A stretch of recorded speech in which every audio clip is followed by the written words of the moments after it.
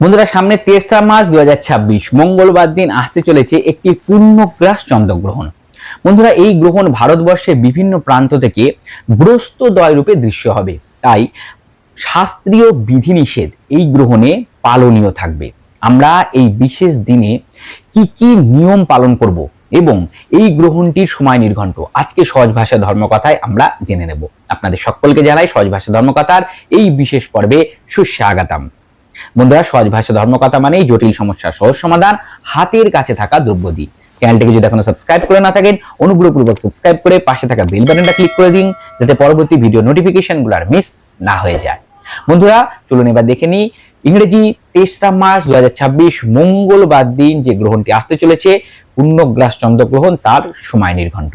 গ্রহণ স্পর্শ অর্থাৎ গ্রহণ শুরু হয়ে যাচ্ছে দিবা 3টা 20 মিনিট থেকে। পূর্ণগ্রাস আরম্ভ হবে অপরাহ্ন 4টা 34 মিনিটে। গ্রহণ মধ্য থাকবে অপরাহ্ন 5টা 5 মিনিটে। গ্রহণের পূর্ণগ্রাসটির সমাপ্তিকাল হবে সন্ধে 5টা 33 মিনিটে।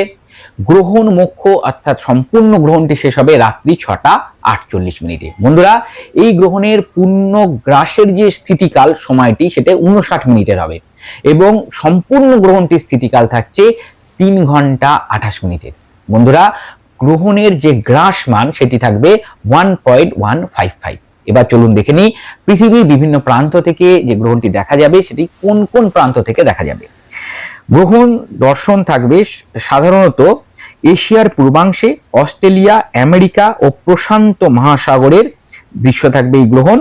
গ্রহণ যখন স্পর্শ হচ্ছে সেই সময় দেখা যাচ্ছে আর্জেন্টিনা, প্যারাগুয়ের কতিপয় অঞ্চল, বলিভিয়া, ব্রাজিল, গ্রিনল্যান্ড এবং আটলান্টিক মহাসাগরের উত্তর ভাগ থেকে। তখন এদের চন্দ্রাস্তের সময় থাকবে। গ্রহণ মোক্ষ অর্থাৎ গ্রহণ যখন সমাপ্তি হচ্ছে সেই সময় রাশিয়ার কতিপয় অঞ্চল, কাজাকিস্তান, আফগানিস্তান, পাকিস্তান, শ্রীলঙ্কা, মালদ্বীপ এবং ভারত মহাসাগরের এই গ্রহণ দৃশ্য থাকবে। এটা তাদের চন্দ্র উদয়ের সময়। এবার চলুন বন্ধুরা দেখে নিই শাস্ত্রীয় কি কি নিয়ম বিধি আমরা এই দিন মেনে চলবো। প্রথমেই বলি, এই চন্দ্রগ্রহণ একটি সম্পূর্ণ ভৌগোলিক বিষয়। কোনোভাবেই কোনো কুসংস্কারে কিন্তু আপনারা এই গ্রহণ নিয়ে আচ্ছন্ন হয়ে পড়বেন না। শাস্ত্রীয় যে নিয়মগুলো আছে তার মধ্যে প্রথম কিছু পালনীয় নিয়ম আছে যেগুলো আমরা মেনে চলি গ্রহণ হলে। কি কি নিয়ম? কোনো বাজে কথা, মিথ্যে কথা, রেগে বিদ্বেষমূলক কথাবার্তা এগুলো আমরা এই দিন বলবো না। কোনোভাবে কাউকে ধার দেনা দিতে যাবেন না। খুব বিশেষ প্রয়োজন ছাড়া যাত্রা না করাই ভালো, বিশেষ করে এই সময়কালের মধ্যে যাত্রা না করাই ভালো বলে গণ্য হয়। বন্ধুরা, এই দিন চুল, নখ, দাড়ি ইত্যাদি না কাটা উচিত। এই বিশেষ সময়ের মধ্যে যখন গ্রহণ চলবে তখন কোনো ধারালো জিনিস প্রয়োগ করবেন না, অর্থাৎ ছুরি, কাঁচি ইত্যাদি না ব্যবহার করা উচিত। এই বিশেষ দিনে যখন গ্রহণ চলবে সেই সময় ঘুমানো উচিত না, সেই সময় নিদ্রা যাওয়া উচিত না, এরকম শাস্ত্রীয় মান্যতা আছে। এই বিশেষ গ্রহণের সময়কালের মধ্যে কোনো নতুন জিনিস কেনাকাটা করা, দামি জিনিস কেনাকাটা করা উচিত না। কোনো শুভ কাজ শুরু করা গ্রহণের দিন উচিত না, কোনো শুভ কাজ নতুন করে শুরু করতে যাবেন না। এবার আসি বন্ধুরা, এই দিন আমরা কি কি নিয়ম মেনে চলবো, মানবো, অর্থাৎ কি কি করব। তার মধ্যে প্রথম হচ্ছে শাস্ত্রীয় নিয়মে যেগুলো শুদ্ধ খাওয়া দাওয়া সেগুলো গ্রহণ করব। কোনো তামসিক খাওয়া দাওয়া করবো না, অর্থাৎ নেশা, ভাং জাতীয় জিনিস বা মাছ, মাংস, ডিম ইত্যাদি খাবো না। নিরামিষ শুদ্ধ খাওয়া দাওয়া করা এই সময়ের মধ্যে ভালো, এই দিনের মধ্যে ভালো। বন্ধুরা, এই গ্রহণ যখন চলছে সেই সময় আপনারা নাম জপ কীর্তন করতে পারেন, যে কোনো যার গুরুমন্ত্র ইত্যাদি নাম করতে পারেন। বিশেষ করে মঙ্গলবার পড়বে, হনুমান চাল্লিশা অবশ্যই পাঠ করবেন এই বিশেষ দিনে। বন্ধুরা, এই সময় আপনারা গীতা, ভাগবত ইত্যাদি শাস্ত্রীয় ধর্মগ্রন্থ পাঠ করতে পারেন। এই সময়ের মধ্যে ওম সোম সোমায় নমঃ এই মন্ত্র জপ করতে পারেন। বিশেষ করে দেবাদিদেব মহাদেবকে অভিষেক করুন এবং নারায়ণের, লক্ষ্মী নারায়ণের বিশেষ পুজো অর্চনা আপনারা করতে পারেন। ওম নমঃ ভাগবতে বাসুদেবায় এই মন্ত্র আপনারা জপ করতে পারেন।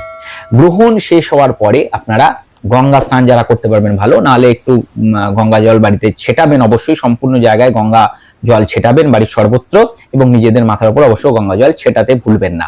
এবং বন্ধুরা, এই বিশেষ সময়ের মধ্যে পাকপাত্র পরিত্যাগ করার কথা বলা হয়, অর্থাৎ খুব বিশেষ প্রয়োজন না হলে খাওয়া দাওয়া না করাই ভালো। তবে যাদের বিশেষ প্রয়োজন আছে, শারীরিক অসুস্থতা আছে, ওষুধ খেতে হয়, বা যারা সন্তান জন্ম দিতে চলেছেন, গর্ভবতী মহিলা, তাদের জন্য কিন্তু এগুলো মান্য না। তারা কিন্তু অবশ্যই তাদের যে নিয়ম চলছে সেই নিয়মেই আপনারা খাওয়া দাওয়া করবেন। কোনোভাবেই কিন্তু ডাক্তারের কথার বাইরে গিয়ে কিছু করতে যাবেন না। এইবার আসছি বন্ধুরা, এই সময়ের মধ্যে আপনাদের যে বিশেষ কাজটি আমি বলবো করতে, সেটা হচ্ছে অবশ্যই হনুমান চালিসা পাঠ।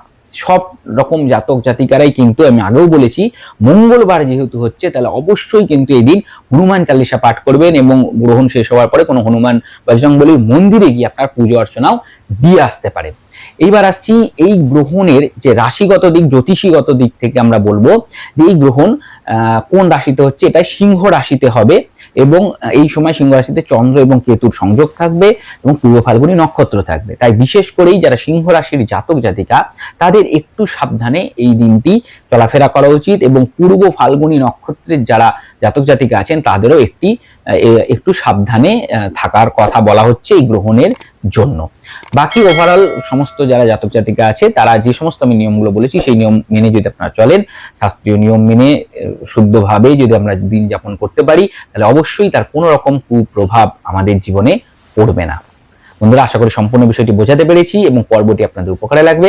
যদি পর্বটা ভালো লেগে থাকে অবশ্যই একটা লাইক দিয়ে আমাকে উৎসাহিত করে এবং সহজ ভাষা ধর্মকথায় এরকম আরো পর্ব পেতে চ্যানেলটিকে সাবস্ক্রাইব করে পাশে থাকা বেল বাটনটা অবশ্যই ক্লিক করে দিন, যাতে ভিডিও নোটিফিকেশনগুলো মিস না হয়ে যায়। সবাই ভালো থাকবেন, সুস্থ থাকবেন, দেখা হবে পরবর্তী পর্বে। নমস্কার।